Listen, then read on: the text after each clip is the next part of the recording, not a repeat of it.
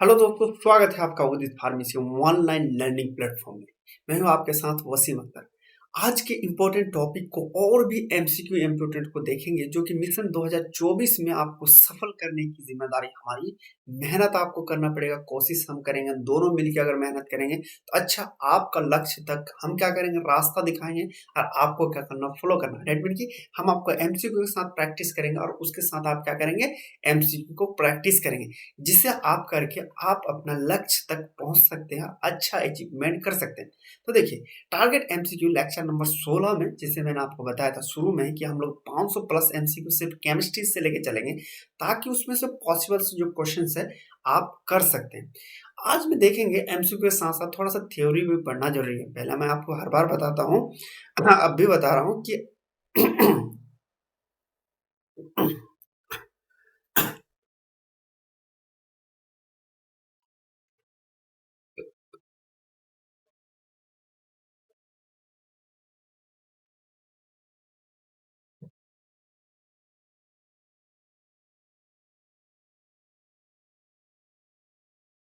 सबसे पहले आपको थ्योरी भी पढ़ना थोड़ा-सा ज़रूरी है। आज के लेक्चर में थोड़ा-सा थ्योरी भी जानेंगे, फ्यूल के बारे में जानेंगे सबसे पहले। फ्यूज़ वाला आपका चैप्टर है केमिस्ट्री में, उसको डिस्कस करेंगे।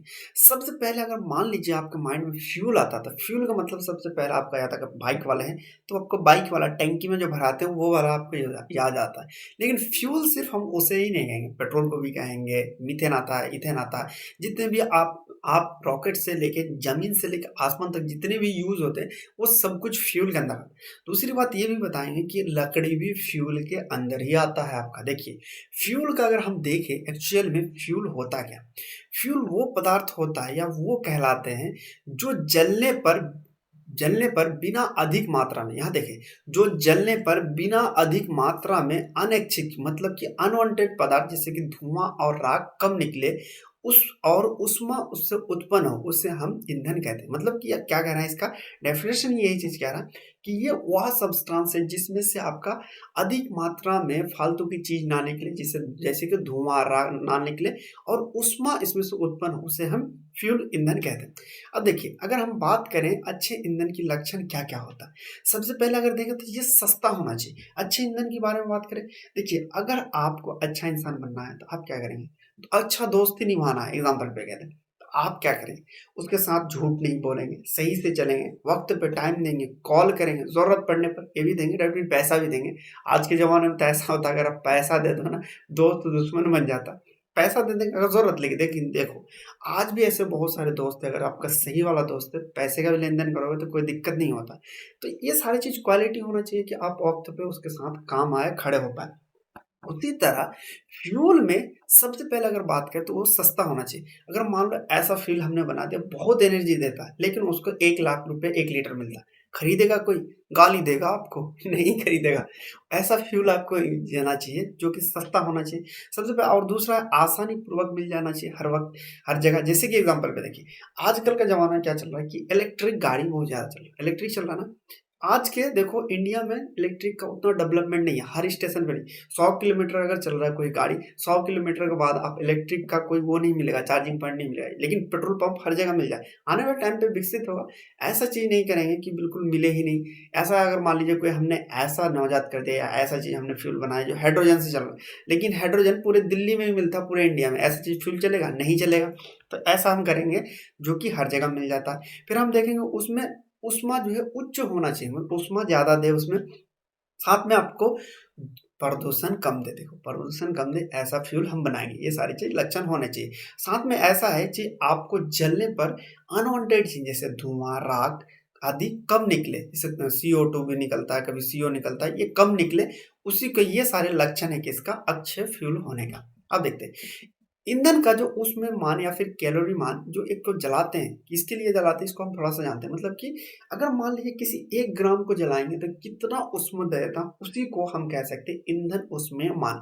देखो, किसी ईंधन की इकाई द्रव्यमान मतलब 1 ग्राम वायु एक ग्राम का वायु की ऑक्सीजन की उपस्थिति में, मतलब कि कह सकते हैं इसको क्या करेंगे, ऑक्सीजन की उपस्थिति में पूर्ण दहन करके जो प्राप्त ऊष्मा होता है या प्राप्त ऊष्मा को ईंधन ऊष्मा या तो फिर कैलोरी मान कहते हैं। मतलब कि किसी भी चीज का हमारा 1 ग्राम जला के कंप्लीट जलाने के बाद जो हमें एनर्जी प्राप्त होती है, जो ऊष्मा प्राप्त होती है, कितना प्राप्त होता है, उसी को हम क्या कहेंगे, ऊष्मायमान या कैलोरी मान कहते हैं। जैसे कोयला का यहाँ पे दिया गया, लकड़ी का दिया गया, डीजल का दिया गया, पेट्रोल का दिया गया, केरोसिन का दिया गया, एलपीजी का दिया गया और गोबर का यहाँ पे दिया गया है कुछ इस तरह से कि एक अगर यूनिट 1 ग्राम हम जलाएंगे, इतना जूल या इतना ग्राम एनर्जी या तो फिर ऊष्मा हमें मिलेगा। चलिए देखते हैं नेक्स्ट पे, क्लासिफिकेशन ऑफ फ्यूल। आज तक आप सुने होंगे कि फ्यूल सिर्फ आपके माइंड में अगर पड़े होंगे पेट्रोल, गैस, यही सब फ्यूल आता है, लेकिन यहाँ पे अगर आप देखेंगे फ्यूल की क्लासिफिकेशन तो मेनली 3 क्लासिफिकेशन में बांटा गया। पहला फ्यूल है सॉलिड फ्यूल, लकड़ी भी फ्यूल के अंदर ही आता है, चारकोल भी फ्यूल के अंदर आता है, कोक भी आता है, कोयला भी आता है। नेक्स्ट देखिए लिक्विड फ्यूल, जैसे पेट्रोलियम, केरोसिन और गैलेनिन जो आप लोग यूज करते हैं। फिर आता है गैसीय फ्यूल के बारे में, प्रकृति गैस, कोल गैस, जल गैस आदि, हम ये भी फ्यूल के अंतर्गत ही आता। देखिए अब इनमें से क्वेश्चन ये चीज आ सकता है कि फ्यूल के कितने प्रकार होते हैं। आपका अगर जो पढ़ा नहीं होगा उसको दिमाग घूम जाएगा कि भाई फ्यूल के प्रकार तो एक ही होते हैं, हमने जो यूज करते हैं पेट्रोल, नहीं, फ्यूल के प्रकार 3 होते हैं, सॉलिड, लिक्विड और गैस। अब देखते हैं कुछ मुख्य ईंधन और उसके अवयव, मतलब कि उसमें क्या क्या प्रेजेंट होता है। अगर जैसे कि प्राकृतिक गैस, प्राकृतिक गैस में बात करता हूँ, इसमें मीथेन प्रेजेंट होता है। मीथेन कितना प्रेजेंट होता है इसमें, 80 से 90% सिर्फ मीथेन प्रेजेंट है। इथेन के बारे में होता है 10% तक प्रेजेंट है। प्रोपेन के बारे में 3 से 5 होता है। ब्यूटेन के बारे में 102% इसमें ब्यूटेन प्रेजेंट होता है। फिर आता है कोयला, कोयला में बात करते हैं कार्बन और कार्बनिक यौगिक प्रेजेंट होता है। फिर आता है पेट्रोलियम में, अगर देखो तो पेट्रोलियम में आपको हाइड्रोकार्बन प्रेजेंट होता है। कोक में आपको कार्बन 90 से 90% तक कोक प्रेजेंट होता है। एलपीजी में ब्यूटेन और आइसोब्यूटेन प्रेजेंट होता है। ये सारी चीज क्या होगा पता है, ये आपको एमसीक्यू में पूछ लेगा कि इसके मुख्य अवघटक क्या है, तो इसमें आपको यही चीज याद रखना। फिर आपको तेल में क्या प्रेजेंट होता है, गैस तेल में आपको मीथेन, एथेन और इथिलीन और हाइड्रोजन प्रेजेंट। पेट्रोलियम गैस में बात करें प्रोपेन, ब्यूटेन और इथिलीन और ब्यूटोलीन प्रेजेंट होता है। और जल गैस के बारे में कार्बन मोनोऑक्साइड और हाइड्रोजन प्रेजेंट होता है। और प्रेशराइज गैस के बारे में बात करें तो मोनोऑक्साइड और नाइट्रोजन प्राप्त होता है। ये सारी चीज आपको याद रखना, इनसे आपको क्वेश्चन एक ना एक फाइनल में आपको मिलेगा ही। देखिए इसी तरह अगर आपको सारे थ्योरी पढ़ना है, थ्योरी के बारे में अगर पढ़ना चाहते हैं तो आप उदित फार्मेसी के लर्निंग प्लेटफॉर्म में डेटविन की ऐप पे जाके कर सकते हैं। वहाँ पे आपको मिलेगा रिकॉर्डेड क्लासेस, आपको ई बुक पीडीएफ मिलेगा, टॉपिक वाइज एमसीक्यू मिलेगा, मॉडल पेपर मिलेगा।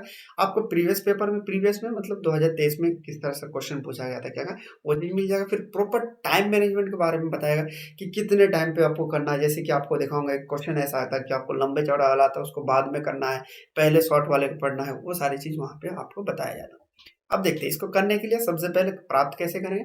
प्ले स्टोर पे जाएंगे और उदित फार्मेसी का सर्च मार देंगे। दूसरे में आप यहाँ क्या करेंगे, अपना डिटेल वहाँ पे चिपका देंगे। फिर उसके बाद आप यहाँ पे स्टोर पे जाएंगे, उसके बाद आप कंटेंट सर्च मार के परचेस कर लेंगे। उससे आपको कोई भी दुविधा, कोई भी चीज़ अगर प्रॉब्लम आता है, 8 से 6 बजे, सुबह के 8 बजे से शाम के 6 बजे तक कॉल करके इससे आप अपना कंप्लेन कर सकते हैं या चीज़ों को पूछ सकते हैं कि इसका ऐसा क्यों नहीं ऐसा, वहाँ पे आपको जवाब मिल जाएगा तात्पर्य था।